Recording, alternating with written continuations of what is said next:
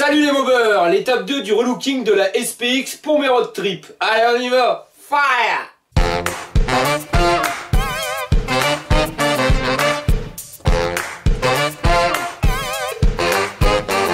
Bon, je vais vous passer un petit message vite fait avant de commencer la vidéo. Il y a une paire d'années, j'avais créé la rubrique La Moba où on présentait des restaurations de personnes, leur restauration, ainsi de suite, et leur mobilette. J'ai remarqué que ça fait plus d'un an que j'en ai pas fait. Et je trouve ça con, hein, parce que sur ma chaîne, on présente mes restaurations, mais moi, les restaurations, je les fais à mon goût, et les goûts, les couleurs, tout le monde y en a, c'est dans la nature.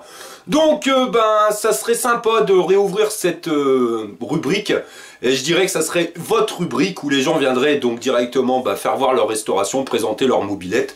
S'ils ont des astuces, qu'ils puissent les donner.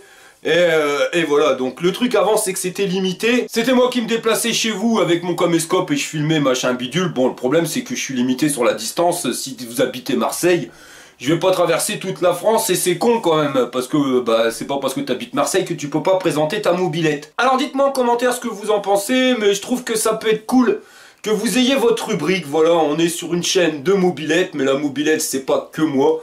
Donc c'est toute une communauté et la mobilette c'est énorme ce qu'on peut faire avec. Donc ça peut être cool que vous présentiez votre projet à tout le monde. Alors si ça vous intéresse, mettez-le en commentaire. Et si vous voulez présenter votre projet de restauration ou quoi que ce soit, hein, que ce soit du truc le plus original possible au machin le plus tordu, hein, ici tout est open, vous m'envoyez un mail à arnoets@yahoo.fr. Et par contre, vous attendez pas forcément une réponse dans l'heure, hein. S'il y a 100 personnes qui me contactent, il faut du temps. Bon allez les mecs, on y va, c'est parti. Donc là, je vais vous montrer ce que j'ai fait juste avant de faire la vidéo. J'ai dégagé tout ce qui était partie électrique, hein, tous les câbles, tout est parti. Les seuls câbles qui restent, ça va être les récepteurs. Les clignotants, je les laisse, donc j'avais pas besoin de retirer les câbles. C'est pareil pour les commodos, ils vont rester, donc j'avais pas besoin de les démonter. Celui de gauche, celui de droite. J'ai dégagé tous les interrupteurs, hein, comme ça on garde beaucoup plus de place sur le guidon.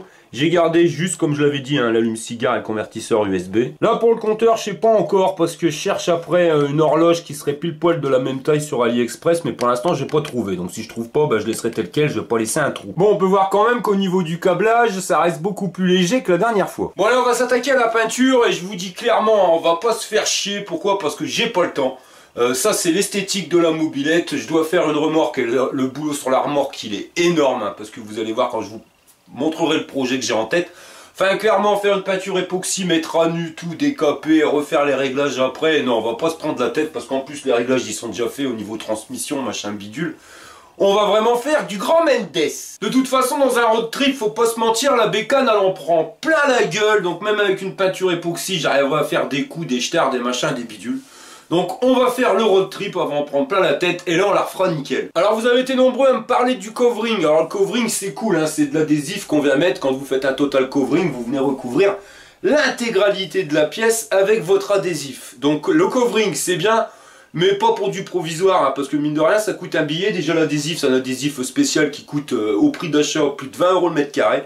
Après, il faut y rajouter l'impression et c'est surtout la pose, hein, parce que du covering à tata, mon pote. Parce que je peux vous garantir que même si c'est un adhésif spécial qui va nickel, hein, il faut le chauffer, il va venir se déformer et prendre les formes. C'est une vraie merde, hein. Je l'ai déjà fait, j'ai déjà essayé. Non, franchement, ça finit à gros coup de pompe dans la gueule le truc, parce que tellement ça me pompe ça me pompe. Il faut vraiment avoir une patience de fou, les mecs qui font ça, bon courage. Donc vous allez devoir le faire et puis ça va vous coûter un billet, et pareil, hein, ça c'est garanti 10 ans, donc si vous faites un covering c'est pour dans le temps. Là je me suis donné 2 jours max, en sachant qu'il y a la vidéo, c'est beaucoup plus long, donc on va dire 3 jours, pour 3 jours il faut que le truc il soit torché. Donc on va voir ce qu'on peut faire en 3 jours avec franchement les moyens du bord. Il me reste toutes les bombes de peinture, hein, qui les fond, donc j'ai 4 bombes de fond et 2 bombes quasiment pleines de bleu. Et 2 à moitié pleines d'ardoise. Toujours garder les vieilles bombes, hein, vous les mettez à l'envers, vous pulvérisez histoire de dire qu'il n'y ait plus de peinture qui soit dans la buse. Et comme ça vous pouvez les garder 1 an ou 2 si vous avez des retouches à faire, ça peut toujours servir. Parce que même si vous rachetez la bombe, c'est pas forcément le même bain. Bon après il y a des soucis, c'est que la peinture en général elle est un peu ternie ou elle a changé de couleur avec le soleil. Et même si vous avez la même bombe, ça risque de se voir, mais c'est toujours mieux qu'avoir un star. Ensuite, j'ai été acheter une bombe d'après-action de 1,49 € et j'ai racheté une bombe de vernis mat à 4 balles et une bombe d'ardoise donc à 4 €. Donc ça, c'est pareil, je l'ai pas eu action, j'ai des stocks dans une solderie. c'est les bombes AMT. Donc le tout pour 10 balles 50. Et on va voir avec 10 balles 50 et 3 jours ce qu'on va pouvoir faire comme restauration. Alors vas-y, accroche ton slip mon pote, ça va chier les bulles. Bon, on va déjà commencer par démonter le moteur. De toute façon, je vais faire une vérification complète. Je vais l'ouvrir complètement ce moulin. Donc on va le dégager.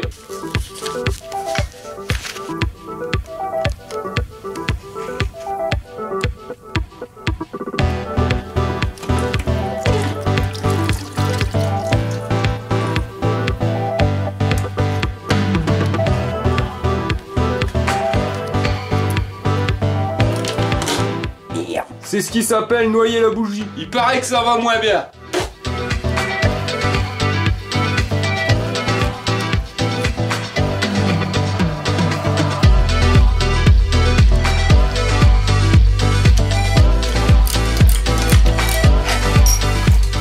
Et voilà. Et je vais aller le mettre dans un coin pour le faire plus tard. Je vais en profiter pour démonter le radiateur, ça me permettra d'avoir plus de place pour pouvoir travailler sur le réservoir. Alors vous êtes nombreux à me demander comment que tu fais pour fixer ton radiateur, parce que les pattes c'est introuvable. Alors je vais vous montrer, c'est franchement du grand Walligen, mais ça marche. J'ai remarqué un truc, c'est qu'avec les pattes d'origine, vous voyez, quand vous avez débridé votre variateur, le variateur il souffle plus, donc le moteur il recule plus. Et avec les pattes d'origine, c'est pas évident parce que ça tire sur les durites. Comme le moteur il part en arrière, ça tire sur les durites. Et le radiateur, comme avec leur espèce d'équerre, là, il est bien fixé, il bouge pas trop, ça tire sur la durite et ça l'abîme. Donc un petit truc à la con. En bas pour le radiateur, j'avais fixé directement donc la patte adéquate, la patte pour le radiateur, donc elle allait pas vraiment sous ce cas, j'avais dû faire du MacGyver. Enfin voilà, toujours est-il que j'ai réussi à poser le radiateur directement sur cette patte. Mais en haut, je m'étais pas fait chier à fixer une patte. Au début, je l'avais fixé, mais je m'étais aperçu que ça abîmait les durites. Alors j'ai mis tout simplement un fil de fer, j'ai mis du Chatterton noir, vous voyez, pour pas que ça se voie trop. Et le radiateur, donc je vais passer dedans, le fil de fer, il est venu ici directement chercher dans la patte du réservoir. Et après, je suis venu le faire rentrer. Donc après, vous pouvez, avec là, parce qu'avec une seule main, c'est pas évident. Mais vous pouvez le faire rentrer plus et après, voyez, vous fermez votre circuit comme ça. Alors vous allez me dire, c'est pas esthétique. Ouais, c'est pas esthétique, mais ça permet d'avoir quand même un montage beaucoup plus souple. Et cette souplesse, voyez, du radiateur, c'est ce qui permet à la durite de pouvoir bouger mieux sans forcément se faire plier. Puis après, c'est pas esthétique, mais si je vous l'aurais pas dit, vous l'aurez pas vu. Puis après, c'est une mobilette. Une mobilette, franchement, il faut apprendre à adapter. Le principal, c'est que ça tienne. Ouais, il est encore nickel propre, ce radiateur. Regardez les ailettes, ils sont vraiment pas trop abîmés. D'un côté, bon, de l'autre, en général, ça s'abîme pas de ce côté-là. Les durites, comme je vous l'ai dit, elles ont pas bougé. Donc ça, c'est l'avantage, parce que les durites, bon, j'ai vu que ça se refaisait. Bon, les mecs, ils se touchent, ils vendent ça, je sais plus, 20 ou 30 balles pièce. Ça, bon, le bouchon.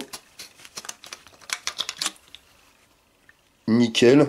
Ouais, le joint est encore parfait, tout est bon, l'intérieur il a l'air plus que propre. Le truc c'est pas le radiateur, c'est les écopes, là elles ont vraiment bouffé sa mère, donc là on va voir ce qu'on peut faire. Bon, je vais pas me prendre la tête, je vais les démonter complètement, je vais les mettre de côté et je verrai plus tard ce qu'on va faire avec. Bon, avant d'attaquer la peinture, on va nettoyer Titine, parce qu'elle est vraiment dégueulasse et au moins ça permettra de pouvoir voir là où il manque de la peinture. Et pour ça, je m'embête pas, un paquet de lingettes à 1 € pour nettoyer et une feuille de sopalin pour essuyer.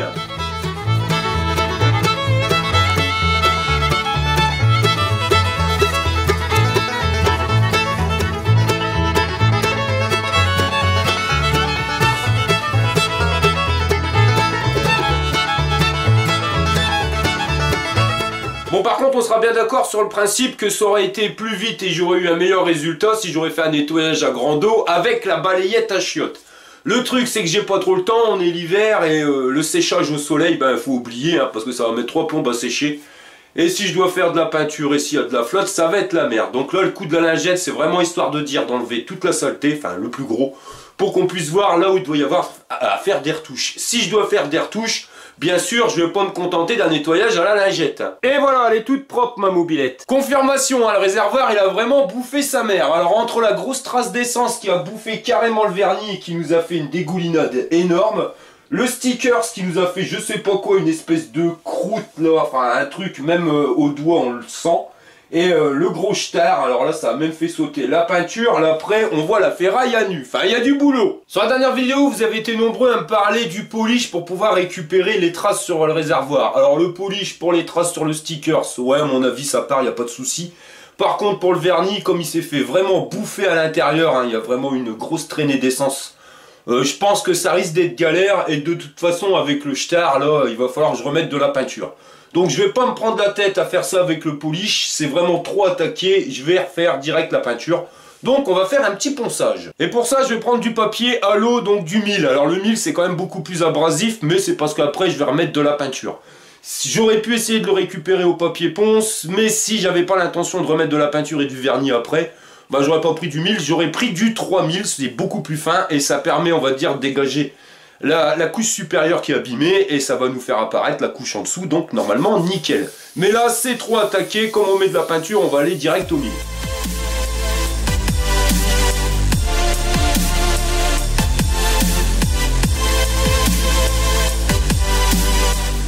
Eh, c'est vraiment con que je dois refaire une retouche, hein, parce que le réservoir, là, ce côté-là, je l'ai eu nickel. On va attaquer ce côté-ci, on verra bien si on arrive à le revoir.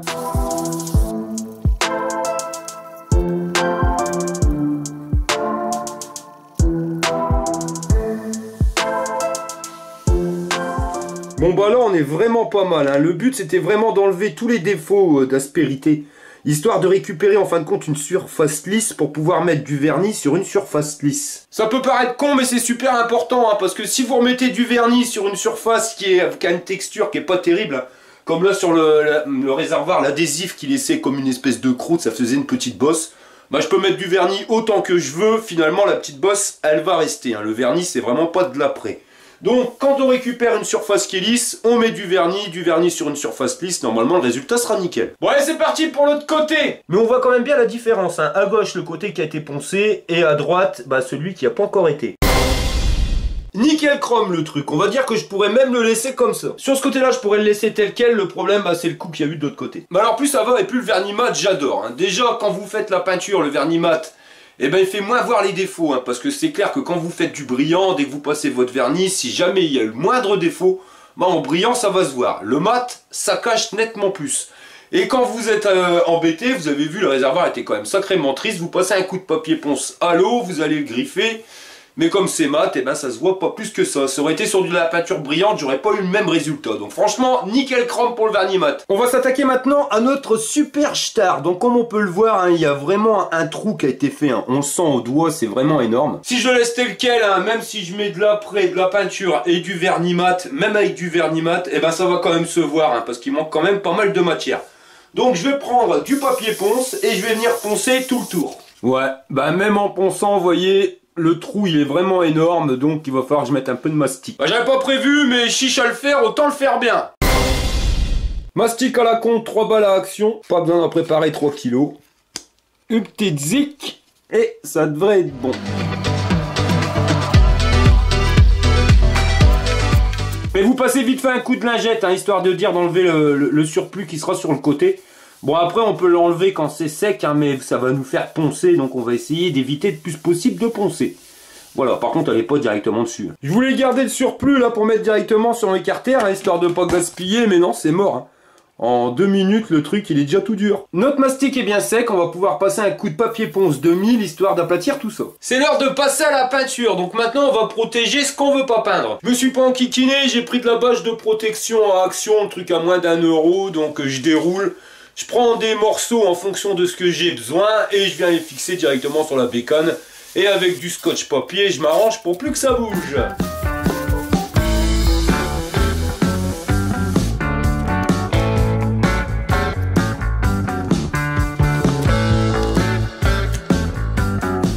Alors, what again is beast fly, mon pote, ça ira très bien comme ça. On va commencer par l'après. Donc l'après, c'est ce qui va nous permettre de préparer notre pièce. Là, si on regarde bien directement le mastic, on va voir que ça fait un peu comme si c'était granuleux.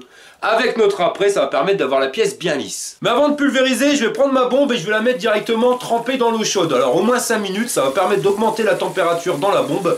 Et on va avoir une meilleure pression. Ça permet d'éviter que la bombe elle crachote. Comme ça on a un jet vraiment bien uniforme. Pour repeindre, hein, éviter d'en mettre partout, j'aurais pu mettre du scotch papier et délimiter directement sur le réservoir. Le problème c'est que quand on met de la peinture et qu'après on enlève le scotch papier, ben il y a une différence, hein, ça fait une boursouflure. Et il faut poncer pendant 3 plombes. Alors moi j'ai une petite astuce à 2 balles, après c'est une technique que moi j'utilise, hein, chacun fait comme il veut. Mais je prends un carton, je fais un trou dedans un petit peu plus gros que la bouchure à reboucher. Et je viens pas le poser contre le réservoir, hein, non parce que ça ferait le même, hein, ça me ferait une boursouflure de peinture. Mais je vais venir le tenir et je vais le mettre en décalé du réservoir et je vais peindre comme ça. Ça va me permettre de réduire, si vous voulez, le jet de ma bombe. Positionne le carton devant le star, hein, donc devant ce que je dois repeindre, et je vais venir de face mettre des petits coups de bombe.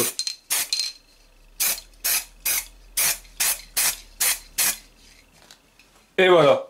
Vous voyez, ça évite d'avoir une grosse boursouflure et ça part franchement en dégradé, hein, ça fait moins poncé. Quand on zoome bien, on voit la trace du mastic, hein, qui est en dessous. Donc il va falloir mettre de l'après, encore une couche d'après, encore une couche d'après, de telle manière à ce que ça se voit le moins. Et entre 2 couches, on va venir poncer légèrement. Si on repeint là-dessus, vous pouvez être sûr que le défaut, on va pas arrêter de le voir. Petit à petit, on commence à voir le bout. Et voilà, terminé, on voit plus rien. Bon, maintenant je vais pouvoir me faire la caisse à outils et les écopes. Pour les boîtes à outils, hein, que ce soit l'une ou l'autre, elles sont exactement dans le même état, elles sont tristes, hein, donc comme vous pouvez le voir. Donc là, je vais pas me prendre la tête à mettre de l'après direct, je vais tout poncer, histoire d'être nickel. J'ai fait un premier ponçage au 400 pour enlever le plus gros, la finition au 1000. Et là, bon, on a encore une trace visuelle, mais quand on touche son doigt, c'est vraiment bien lisse, donc je vais pouvoir les passer à l'après.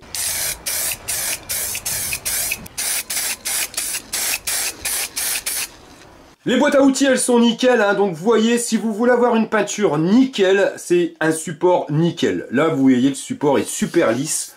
Votre peinture sera magnifique. Si jamais vous faites ça sur un support qui est dégueulasse, eh ben votre peinture sera dégueulasse. On va passer à la peinture de la boîte à outils. Alors par contre, là, je vais changer de couleur, hein, parce que c'était bleu, mais je trouvais qu'il y avait trop de bleu. Donc je vais la passer couleur ardoise.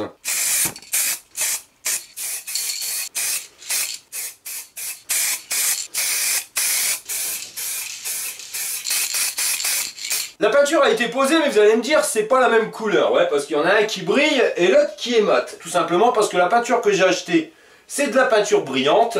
Et quand vous avez de la peinture brillante et que vous voulez avoir un effet mat, eh ben, il vous suffit tout simplement de mettre ensuite du vernis mat. Démonstration en couleur.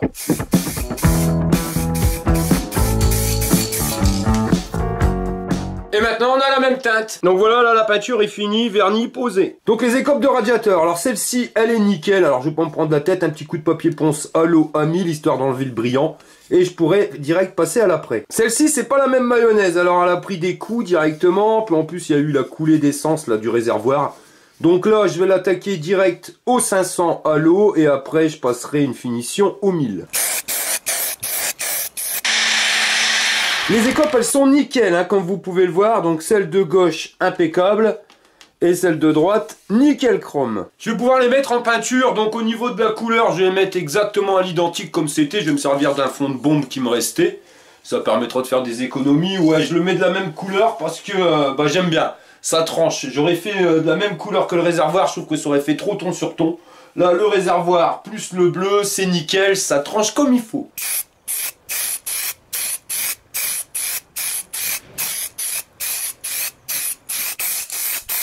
Le vernis a été posé sur les écopes, elles sont en train de finir de sécher. Tout est poncé, nettoyé, on va pouvoir passer à la peinture. Alors là j'ai un petit peu chié dans la colle, c'est-à-dire que je croyais pouvoir faire juste ce flanc-là et oublier les autres côtés du réservoir, mais voilà, ça risque de pas être la même teinte. Donc je vais mettre de la peinture sur tout le réservoir, je vais le faire en 2 fois. Premier côté et le deuxième côté après quand le premier sera sec.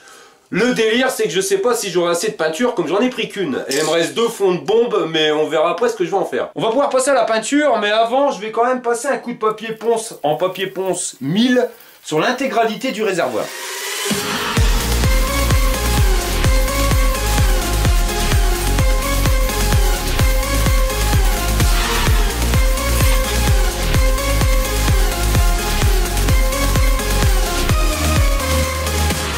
Donc voilà, c'est posé, il reste plus qu'à laisser sécher, mais on voit plus trop le défaut, hein.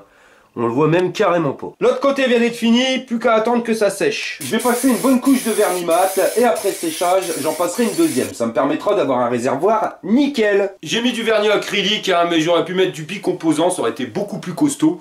Le truc c'est que ça coûte 25 balles et que pour cette bécane j'ai une autre idée de restauration. Là j'ai pas le temps mais fin d'année je vais la refaire autrement. Donc du vernis à 2 balles ça ira très bien. Ouais, le réservoir il est sec mais là je suis dans la merde. Je vous avais dit que je me donnais 3 jours max parce que c'est maximum le temps qu'il faut. Le souci c'est que moi j'ai un truc en plus, c'est les vidéos. Les montages j'ai beau les faire au fur et à mesure, et ben là ça fait 4 jours. J'ai dit 3 jours parce que j'ai commencé mercredi et à la maison j'ai grand-mère qui gueule parce qu'elle veut pas que je passe le week-end dans le garage. Le truc, c'est qu'on est déjà samedi et il est 19 h. Le problème, c'est que du boulot, je n'ai encore plein. Je vais vous enlever la bâche et on va faire un récapitulatif. Je crois que ça se fait tout seul. Au moins, pendant que je fais ça, on me fait pas chier. En plus, demain, j'ai une belle-mère qui vient. Donc sur notre mobilette, on a refait le réservoir complètement. Les boîtes à outils, elles sont nickel. Et les écopes de radiateur sont finies. Il nous reste quelques éclats à faire sur les amortisseurs arrière. La jante avant, voyons ce qu'on va pouvoir faire parce qu'elle est vraiment triste. Au niveau du garde-boue avant, bah pareil, j'aimerais bien le changer de couleur. Et sur les carters latéraux, celui de droite est bon, mais celui de gauche, il est vraiment bien amoché. Je sais pas pourquoi, il y a un truc qui me dit que je suis mal barré. J'ai donc décidé, jusqu'à nouvel ordre, la fermeture de tous les lieux recevant du public non indispensables à la vie du pays. Bon, je suis pas là pour polémiquer sur un sujet qui me dépasse complètement, mais là, ce qui se passe en ce moment dans notre pays, bah, ça impacte directement la restauration de ma mobilette. La première, c'est qu'ils ont fermé tous les magasins dans lesquels j'achetais mon matos pour restaurer mes mobilettes. Alors, il va falloir faire avec ce qu'on a, et comme pour la peinture, ben, ça risque d'être limite, mais même pour la suite des étapes de la restauration de ma bécane, ben, il va falloir apprendre à faire du MacGyver. Et faire avec ce qu'on a. Donc ça sera vraiment de la restauration à la pas chère cousin, le but c'est que ça fonctionne. La seconde chose c'est que dans la vie il nous arrive toujours des tuiles. Alors si on veut pas perdre le moral, et ben même dans le plus gros des coups durs, faut essayer de trouver le point positif. Et là le point positif, il y en a même plusieurs, c'est le premier, bah, la belle-mère elle reste à ce baraque, donc je me la tape pas à la maison. Et la seconde chose, bah moi je vais respecter les consignes à la lettre. Et grand-mère avec sa balade du dimanche, ça pourra aller se gratter. On nous a dit de rester à la maison. Donc moi je vais rester dans mon garage et je vais faire ma mobilette. Et ce que je vais faire c'est que je vais repeindre mon garde-boue et on va voir ce qu'on peut faire pour la jante. Alors le garde-boue, je vais changer la couleur. Enfin j'espère que j'aurai assez de peinture. Hein. Ça c'est ça le problème, ça va être les fonds de bouteille. Mais voilà, le réservoir il est ardoise. On a les écopes ici qui sont bleues. Je trouve avec la bulle, le garde-boue et la jante ça fait beaucoup trop de bleu. Alors ce que j'aimerais bien c'est le passer directement le garde-boue en ardoise. Mais juste la partie garde-boue, vous voyez. Les deux, le support de garde-boue, eh ben, le laisser bleu, parce que ça fait la continuité avec la jante, vous voyez, histoire d'avoir du bleu, de l'ardoise, revenir sur du bleu et de l'ardoise. Bon, allez, on y va, avec un peu de chance, ça sera fini ce soir.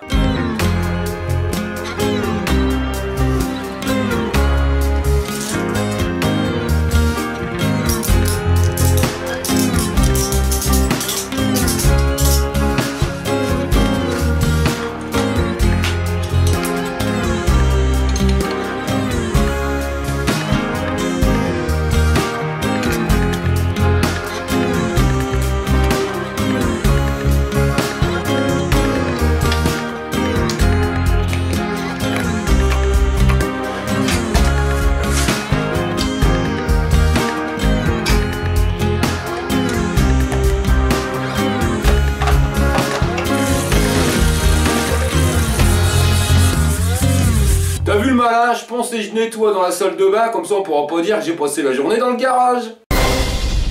Le garde-boue est en train de sécher, hein, le vernis vient d'être appliqué. Alors j'avais plus de scotch papier, j'ai fait un système à la MacGyver avec du papier d'aluminium, et ben ça va aussi bien.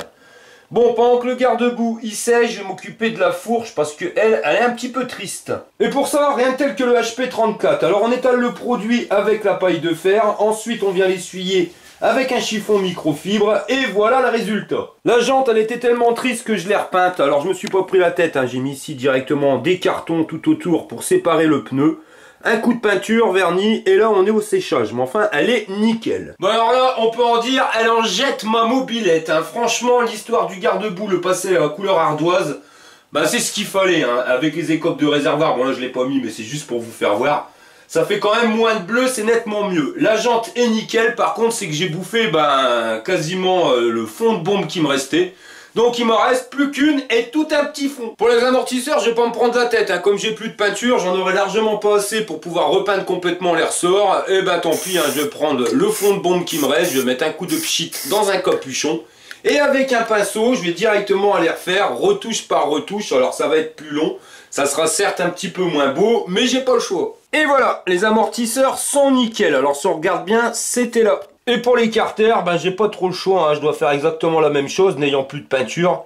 Bon, par contre, je vais trouver une autre solution, hein. Je le finis, je vous en parle. Là, il n'y a pas à chier, elle en jette, ma mobilette. Alors par contre, les carters, de loin, ça se voit pas trop, mais dès qu'on se rapproche, quand on met son nez dessus, si on regarde bien, en faisant le difficile, on le voit. Mais c'est pas grave, parce que je vais pas me prendre la tête, hein. Il y a peut-être un truc qui va me sauver, c'est que je vais mettre de l'adhésif. Alors, j'ai pas les couleurs, mais normalement, mon professionnel, il vend sur Internet. Donc ça doit pas être bloqué. Et l'idée, ça serait de mettre le même bleu, l'adhésif bleu, sur l'ardoise, et de mettre de l'ardoise ici directement sur les carters. Je viendrai recouvrir là où il y a les défauts.